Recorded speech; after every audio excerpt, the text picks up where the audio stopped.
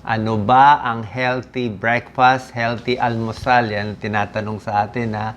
So, papakitaan ko kayo ng sample. Ano yung healthy? Tsaka yung wala dito, syempre hindi healthy. O, sample lang natin to.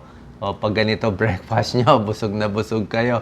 Huwag lang maalat yung danggit ha. May maalat eh, di ba? Kung mas maganda, fresh na bangus, pwede. Pero ito, tsaka hindi ko alam kung sinangag to. Mas maganda sinaing lang ha, plain rice. Ito, pwede naman, may saging, may giniling konti, pwede naman konting meat, wala naman problema.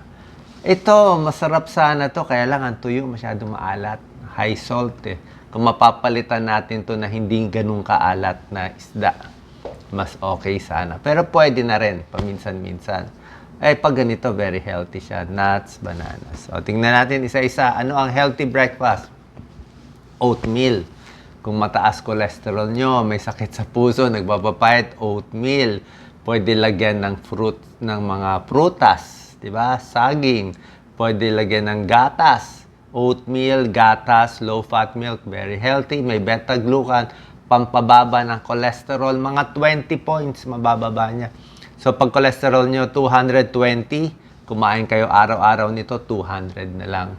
Mabubusog ka pa. Ang dami pang vitamins and minerals. Oatmeal.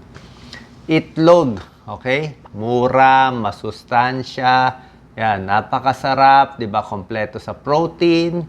Madali ma-digest. May vitamin A, D, B12. Mura. Ang issue lang, gaano karami. Para sa akin, pag healthy kayo, wala naman sakit.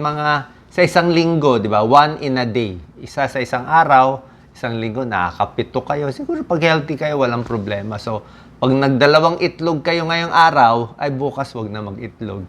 Tapos dalawa na naman, wag na mag-itlog. Pero kung meron kayong sakit sa puso, mataas ang cholesterol, pwede ang egg white pa rin naman eh. Yung egg yolk lang mas babawasan. Siguro hanggang 3 egg yolk in a week lang. Mga ganon, 3. Pero sa egg white, walang problema. Isa pa, kung gusto nyo hard-boiled egg, mas maganda.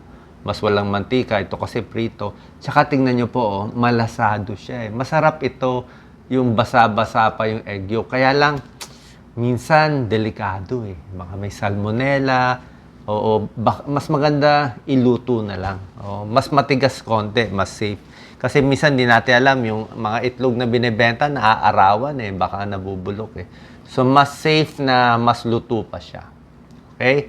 So, 1 egg in a day, 7 in a week sa healthy. Sa mga may sakit sa puso, mga 3 to 5 eggs in a week. Gulay, kangkong, spinach, yan, pwedeng breakfast yan. Tanghali, gabi. Napakaganda, napakasustansya. Okay? Para sa ugat, pampababa ng cholesterol, pwedeng-pwede sa diabetes to. Pampababa ng blood sugar. Lagyan mo pa ng isda, fish and mongo, high protein. Ito talaga pampalakas. Pag ganito, hindi ka magigilty. High protein breakfast, lagyan mo konting kanin. Diba? Ito, bangus ata ito eh. Kaya lang medyo mamantika yung pagkaluto. Wag lang gayang ka-oily, pero okay siya. Arroz caldo, lugaw. Sa akin, healthy naman ang lugaw. Wag lang masyadong mamantika. May hard-boiled egg siya. May manok siya. Arroz caldo. May calamansi. Pwede ito ha. Minsan lang medyo oily. Ayoko lang kung masyadong oily. Healthy, tsaka pampalakas, high protein, nuts, peanut butter. Pero depende sa peanut butter. May peanut butter kasi na nabibili. Ang daming asukal, ang tamis, di ba? Pero meron naman peanut butter na okay din. So, kung di kayo takot tumaba, kailangan nyo ng energy, healthy ang nuts and peanut butter. May peanut butter, may banana, may nuts. So, unsaturated fat. Nakakatulong yan sa atin. Wag lang masyadong marami, baka lang tumaba ka, di ba? Ganito, mas healthy. Ayaw ko lang sa mani, yung masyado maalat at mamantika, yung pritong mani. Pero pag ganito nilagang mani, okay po yan. Sa kape, sa tsaa, pwede naman eh. Pero kung po pwede nga, lalo na kung diabetic kayo, mataba, black coffee na lang. O kung sugar man, konting-konti lang. O ito, tsaa na lang. Huwag na lagyan ng honey o asukal. Pwede na yan. Okay? ano na lang, green tea, chamomile tea, black coffee, pwede po. May tulong din sa sakit. Huwag lang lagyan ng maraming gatas, maraming sugar, lagyan mo pa ng ice cream, whipped cream, binili mo pa sa restaurant. Mataas na yun eh. Saging, maganda to. Breakfast, lunch, dinner, pampaganda ng mood, pampataas ng serotonin, pampasaya, pampababa, maganda sa ulcer, sa sumasakit sa tiyan. Pag nagutom, saging, pampapahit pa yan. Pwede sa diabetes, sabi ko nga, wag lang overripe, wag yung nangingitim na. Strawberries, di ba? Banana, strawberries, very healthy. Pwede pang diabetic. Huwag na lagyan ng maraming cream. Kung ganyan lang, hugasan nyo lang. Naku, napakaganda po. Anti-cancer pa to. Ang daming antioxidant. Kamote. Alam ko, sabi nga ni Doc Lisa, may lugar nga sa Pilipinas, kamote ang breakfast. Mas healthy pa to kaysa sa kanin. Ang kanin kasi puti lang eh. Ang konti ng vitamins ng kanin natin, kanin puti, kaya humihina tayo. Pag kamote o corn, pampalakas.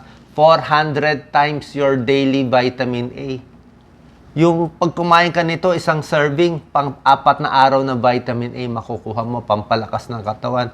Kaya ang ganda ng kulay. Oh. Basta yung makukulay, masustansya. Carrot, masustansya. Kamote, corn, yellow. Kita mo ang kanin, puti lang. O white bread, white rice. Kaya mahina eh. Mas malakas yung may kulay. Oatmeal. Tingnan mo yung breakfast sampler niya. Ang ganda oh, Doc Lisa oh. Yan ang breakfast na maganda. O, di ba? Itlog, saging, gulay, isda. Busog ka dyan. O, corn. Ito lang ha, medyo high, mga kakanin. Pataas ng sugar. Maliit lang naman eh. Isda, prutas, gulay. Ang ganda lahat oh. Kamatis, sabaw, yan, melon, manok, kangkong, 8 to 10 glasses. Pag ganito ang pagkain mo, hahaba buhay mo sigurado. Makikita nyo naman, di ba?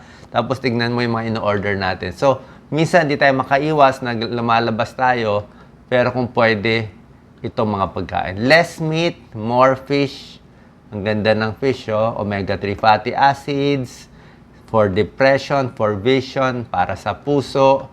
O, nung panahon ni Jesus, isda na nga kinakain. Hanggang ngayon, isda pa rin, di ba? So, sana po nakatulong ng video natin para may idea kayo kung ano ang healthy breakfast. Salamat po.